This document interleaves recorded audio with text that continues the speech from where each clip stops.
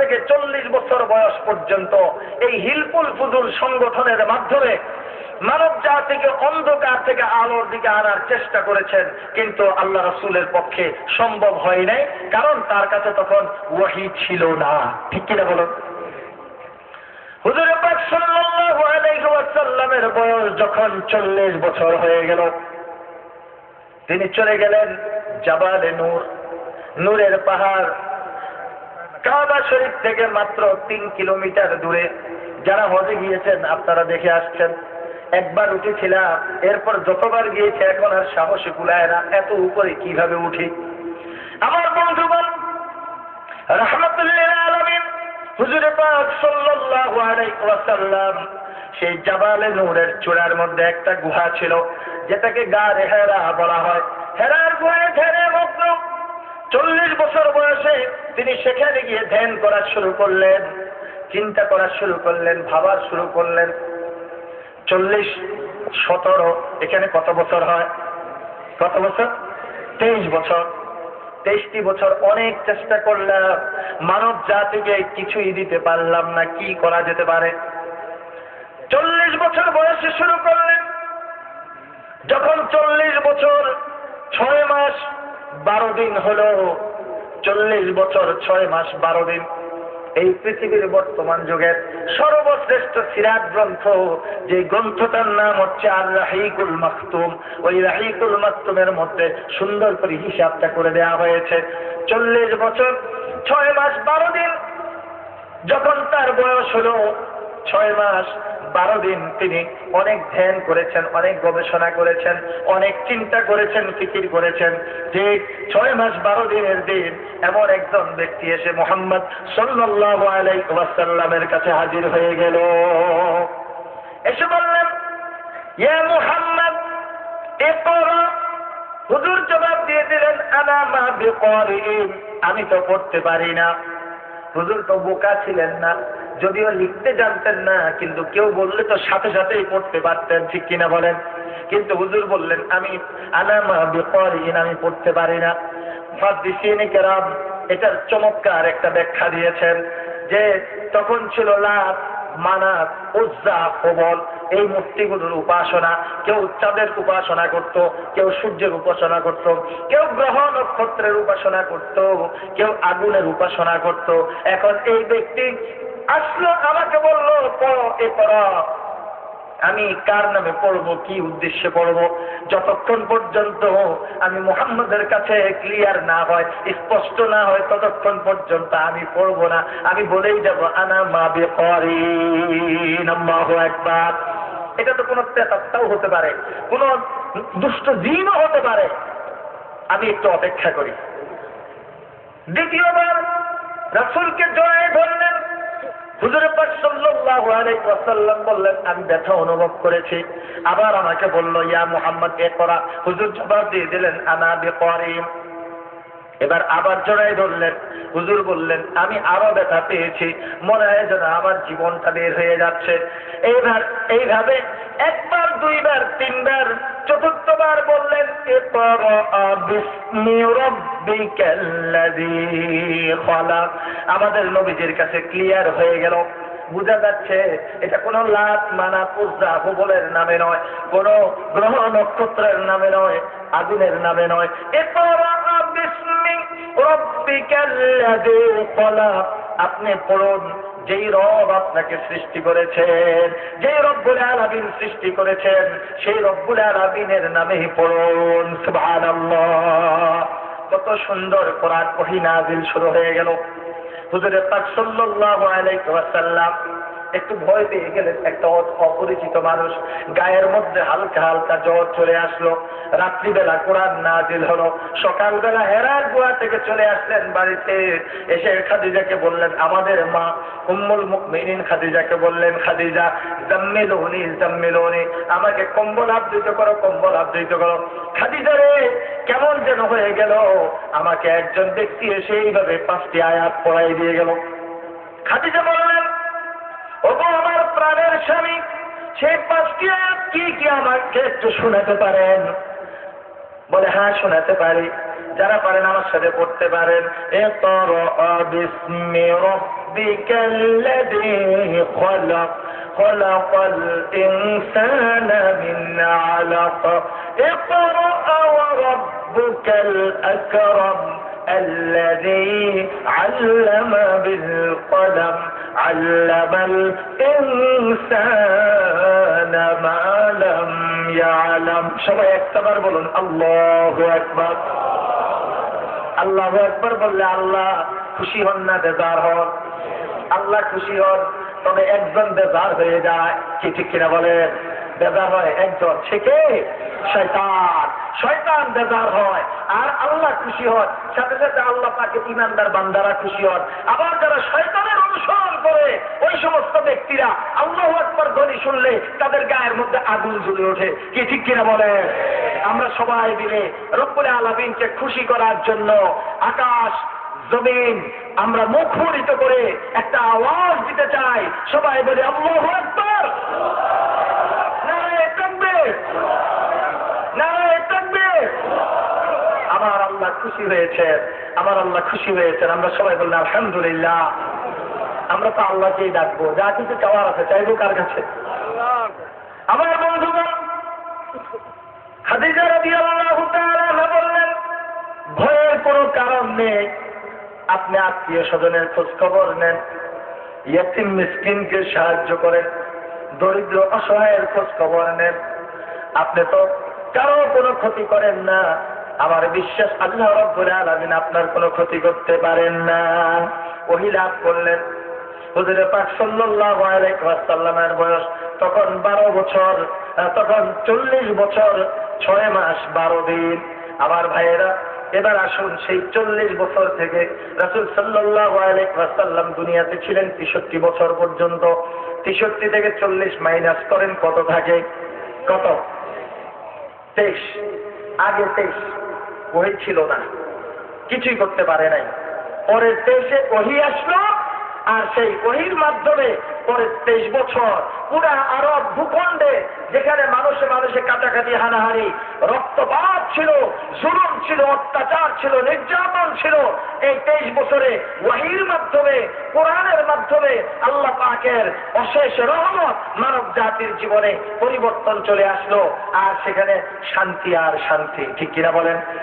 যারা ছিল লুটেরা তারা হয়ে গেল সম্পদের পাহারাদার, যারা নারীর ইজ্জত নষ্ট করত তারা হয়ে গেল নারীর পাহারাদার। আর মুসলমান, ইমানদার, মুমিন সকলের মধ্যে একটা ভ্রাতৃত্বের বন্ধন সৃষ্টি হয়ে গেল, আর সেখানে শুধু শান্তি আর শান্তি। আমার ভাইয়েরা, সেই কোরআন আমাদের কাছে এখনো আছে না নাই? আছে। আমরা কেউ কেউ মানি, আর অধিকাংশ লোক আজকে আমরা কোরআন থেকে দূরে সরে গেছি, ঠিক কিনা বলুন? তাহলে কোরআনের সাথে যদি আমরা সম্পর্ক রাখি, আমাদের কি লাভ হবে না লস হবে? লাভ হবে না লস হবে?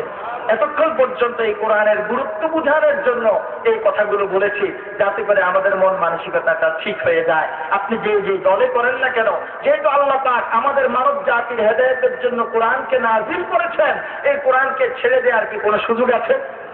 যে কোরআনকে ছেড়ে দিবে সেই ব্যক্তি হয়ে যাবে অত্যন্ত হতভাগা, ঠিক কিনা বলুন? আর যে কোরআনকে আঁকড়িয়ে ধরবে সে হবে সবচেয়ে বড় সৌভাগ্যবান। আল্লাহ পাক বলেছেন, আল্লাহ পাক বলেছেন যে এই কোরআনকে ধরলো লান ইসাবালাহা আল্লাহু সামিউল আলিম, যে ব্যক্তি এই কোরআনকে ধরলো সে এমন একটা হাতল ধরলো যে হাতল কোনোদিন ভাঙবে না, কোনোদিন ছিঁড়বেও না। এই কোরআন আল্লাহ পাকের রজ্জু, আল্লাহর রশি, এর কুদরতি একটা মাথা রব্বুল আলামিনের হাতে, আরেকটা মাথা রব্বুল আলামিন আমাদের কাছে দিয়ে দিয়েছেন। আর আমরা যারা এই কোরআনকে ধরবো, এই কোরআনের পথের শেষ মাথা হচ্ছে জান্নাতুল ফেরদাউস। আমরা যাব জান্নাতুল ফেরদাউসে। সুবহানাল্লাহ বলবেন না? আল্লাহ আমাদেরকে তৌফিক দান করুন। আমরা সবাই বলি আমিন। সেই কুরআনুল কারীমের সূরা আত-তাওবা, তাওবার 71 নম্বর আয়াতে কারিমা আমি আপনাদের খেদমতে পাঠ করেছি। আমার বন্ধুগণ, সূরাটার নাম হচ্ছে সূরা আত-তাওবা। কুরআনুল কারীমে মোট সূরার সংখ্যা হচ্ছে 114টি। কয়টা বলেন তো? আমরা সবাই বলবো। এখন একটা দাস চলবে, যারা যারা মনোযোগ সহকারে শুনবেন, আমি আপনাদের কাছ থেকে মাঝে মাঝে পড়াও আদায় করে নেব। তাহলে ইনশাআল্লাহ আপনি দেখবেন আজকে যতটুকু আলোচনা করব পুরাটা আপনাদের মুখস্থ হয়ে যাবে। পুরো আলোচনাটা নিয়ে আপনারা এখান থেকে যেতে পারবেন। আল্লাহ রাব্বুল আলামিন এই কোরআনুল কারীমের মধ্যে 114টি সূরা নাযিল করেছেন। এবার বলুন তো কোরআনের মধ্যে মোট সূরা সংখ্যা কত? একটু সবাই বলে সূরা সংখ্যা কত? 114টি। 114টি সূরার মধ্য থেকে 9 নম্বর সূরা সূরাতুত তাওবা। 9 নম্বর সূরাটার নাম কি? সূরাতুত তাওবা। এই সূরা তাওবা 71 নম্বর আয়াতে কারিমা আমি আপনাদের খেদমতে পাঠ করেছি। আমার বন্ধুগণ, এই সূরার মধ্যে আয়াত সংখ্যা হচ্ছে 129 আর রুকু সংখ্যা হচ্ছে 16। এই সূরাটি রাসূল কারীম সাল্লাল্লাহু আলাইহি ওয়াসাল্লামের মাদানী জীবনে নাযিল হয়েছে। এদেরকে আপনারা বলতে পারবেন এই সূরাটা, সূরা তাওবাটা কোরআনুল কারীমের কত নম্বর সূরা? সবাই বলে কত নম্বর সূরা? 9 নম্বর সূরা। এই সূরার মধ্যে আয়াত সংখ্যা কত? 129। রুকু সংখ্যা কত? 16। আচ্ছা, এই সূরাটা কি মাক্কি না মাদানী? রাসূল সাল্লাল্লাহু আলাইহি ওয়াসাল্লাম মক্কা থেকে মদিনায় হিজরত করার পর এই সূরাটি নাযিল হয়েছে। কোরআনুল কারীমের 113টি সূরার আগে বিসমিল্লাহ রয়েছে, একটি সূরার আগে বিসমিল্লাহ নেই, আর সেই সূরাটা হচ্ছে সূরা আত-তাওবা। এখন কোরআনের মধ্যে যদি 113 বার বিসমিল্লাহ থাকে তাহলে অসামঞ্জস্যতা দেখা যায়। আল্লাহ রাব্বুল আলামিন এই কোরআনুল কারীমের মধ্যে বিসমিল্লাহ দিয়ে দিয়েছেন 114 বার। সুবহানাল্লাহ বলেন। এক সূরার শুরুতে বিসমিল্লাহ নাই, আরেক সূরার মধ্যে আল্লাহ বিসমিল্লাহ দিয়ে দিয়েছেন 2 বার, শুরুতে একবার আর মাঝখান দিয়ে আরেকবার। দেখুন তো সেই আয়াতটা আমরা পাই কিনা। ইয়া আইয়ুহাল মালাউ ইন্নী ইলাইয়া কিতাবুন কারীমুন ইন্নাহু মিন সুলাইমান ওয়া ইন্নাহু বিসমিল্লাহির রাহমানির রাহিম। পাওয়া গেছে? সেই সূরাটার নাম হচ্ছে সূরাতুন নামল। সূরা নামল। এটা প্রেক্ষাপট বলতে গেলে আলোচনা আরেক দিকে চলে যাবে, আমি সেই দিকে বাড়াতে পারবো না, সময় নেই বন্ধুগণ। তাহলে 2টা সূরার মধ্যে একটা সূরাতে আমরা বিসমিল্লাহ পেয়েছি 2 বার, আরেকটা সূরাতে বিসমিল্লাহ নাই। তাহলে পুরো কোরআন শরীফের মধ্যে বিসমিল্লাহির রহমানির রহিম আছে কতবার? 114 বার। আসুন এই সূরা তাওবা, এই সূরা তাওবার 2টা নাম। কয়টা নাম? একটা হলো বারাআত। এই সূরার শুরুতে বারাআতুন মিনাল্লাহি ওয়া রাসূলিহি, এখানে যে বারাআত শব্দটা রয়েছে সম্পর্ক ছিন্ন করা, এই বারাআত দিয়ে এই সূরাটা শুরু হয়েছে। এই জন্য এই সূরাটার নাম নেওয়া হয়েছে বারাআত। যেহেতু এই সূরার শুরুতে কাফের এবং মুশরিকদের সাথে সম্পর্ক ছিন্ন করা হয়েছে আল্লাহ এবং তার রাসূলের পক্ষ থেকে, সেহেতু এই সূরার শুরুতে বিসমিল্লাহ বলা হয় নাই, বিসমিল্লাহ বলে সম্পর্ক ছিন্ন করেন নাই, যার কারণে বিসমিল্লাহটাই উল্লেখ করা হয় নাই। বলেন আলহামদুলিল্লাহ।